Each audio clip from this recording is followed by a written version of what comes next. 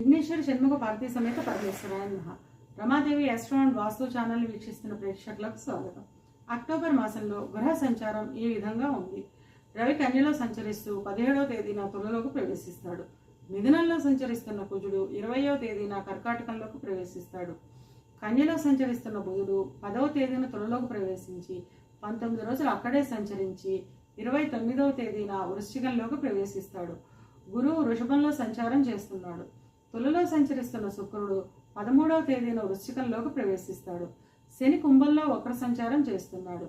రాహువు మీనంలోను, కేతువు కన్యలోను సంచారం చేస్తున్నారు.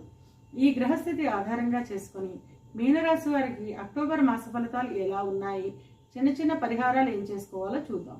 పూర్వభద్ర 4వ పాదము, ఉత్తరాభద్ర 1, 2, 3, 4 పాదాలు, రేవతి 1, 2, 3, 4 పాదాలు కలిపి మీనరాశిలో ఉంటాయి. మీనరాశికి అధిపతి గురువు. మీనరాశి వారికి ఈ మాసం మిశ్రమ ఫలితాలు ఉంటాయి. ధన ఆదాయం బాగుంటుంది. నూతన వాహనాలు, స్థలాలు కొనుగోలు చేస్తారు. తోడబుట్టిన వారితో చిన్న చిన్న చికాకులు, మాట పట్టింపులు ఉంటాయి. మాటను కొంచెం అదుపులో ఉంచుకోవడం మంచిది. విద్యార్థుల విషయానికి వస్తే విద్యార్థులకు శ్రమ అధికంగా ఉంటుంది.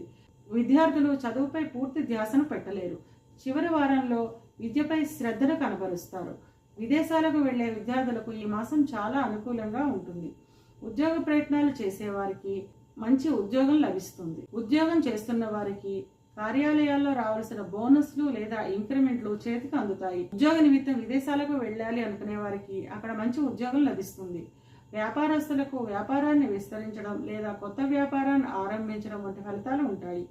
ఎప్పటి నుంచో రావు అనుకుని వదిలేసిన బాకీలు ఈ మాసం వసూలు అవుతాయి. భాగస్వామి వ్యాపారస్తులు భాగస్వాములతో మెలకువతో ప్రవర్తించడం మంచిది. వివాహం కాని వారికి ఈ మాసం వివాహం కుదిరే అవకాశం ఉంటుంది. వివాహం అయిన వారు జీవిత భాగస్వామితో చిన్న చిన్న విభేదాలు, చికాకులు ఉంటాయి. నూతన వాహనాలు, స్థలాలు వంటివి కొనుగోలు చేస్తారు. చిన్న చిన్న ఇబ్బందులు ఉన్నప్పటికీ ఈ మాసం అంతా అనుకూలంగానే ఉంటుంది. ఇవి కేవలం గోచార ఫలితాలు మాత్రమే. గోచార ఫలితాలు పూర్తిగా జన్మజాతక చక్రంపై ఆధారపడి పనిచేస్తాయి కనుక తమ జన్మజాతక చక్రాన్ని విశ్లేషణ చేయించుకోవాలి అనుకునేవారు కింది నెంబర్కి వాట్సాప్ చేసి కన్సల్టేషన్ తీసుకోండి. మీనరాశి వారి అనుకూలతను పెంచుకోవడానికి, ప్రతికూలతను తగ్గించుకోవడానికి సుబ్రహ్మణ్య స్వామికి అభిషేకం చేయించడం ద్వారా అంతా మంచే జరుగుతుంది.